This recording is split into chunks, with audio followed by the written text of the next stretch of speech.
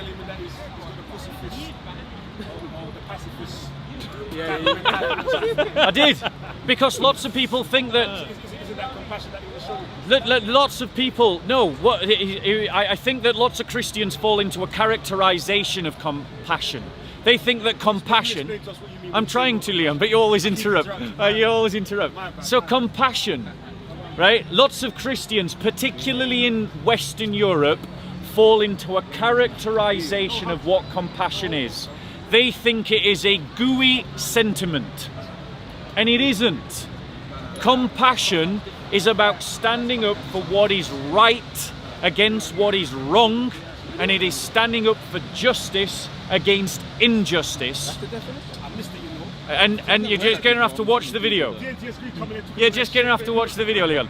Compassion is about having that disposition in your temperament, that when you see someone who is weaker than you, you use your strength to aid them. That's what compassion is. And against, if you're going to bully anyone, bully the bully. That's what it is. And this is what the Christians did in the medieval period. Do you know the Christian knight? That knight of romantic Hollywood imagination, the one that went around the Sir Lancelot, that is a construct of Christian conscience. They took the brutish barbarian who wielded the sword, and they turned him by the will of the mind into a defender of truth and the weak through a code of chivalry.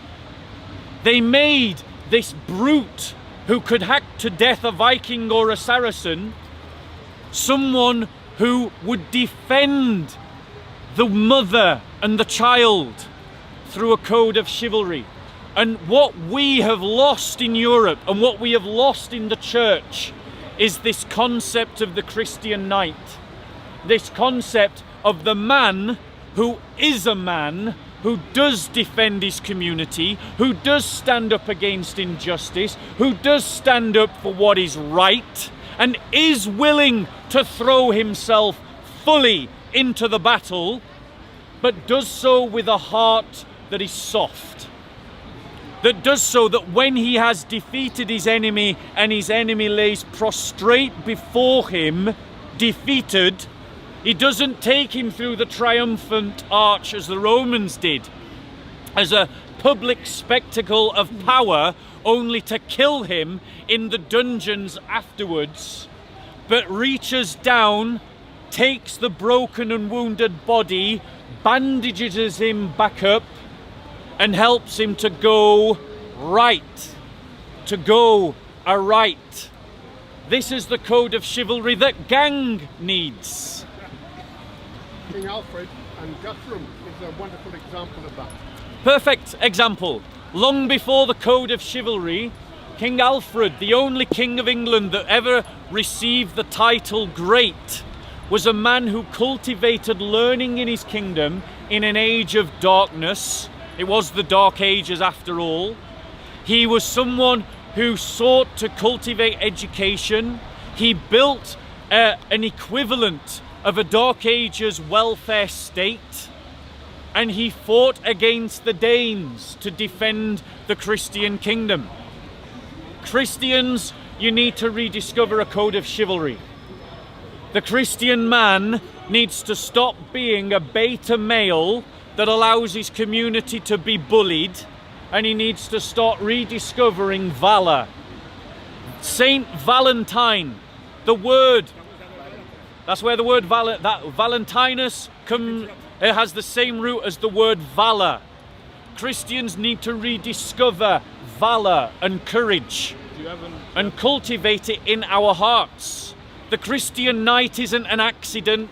He was a deliberate construct. The monastics used to go outside of the town. They'd gather all the relics of the saints, and they would bring all the warriors from the surrounding area, and they would say to them, if you do not protect the weak, the child, the orphan, and the widow, all of these saints will pray against you. God will send you to hell. And these knights then started to learn a code of chivalry that included the defense of the weak. That's why when the knights of the First Crusade went on the First Crusade, along with women and children, they defended those women and children on the way to Jerusalem. Slaughtered a lot of Jews as well on the way. I'm not saying that it was perfect. I'm not saying it was perfect at all.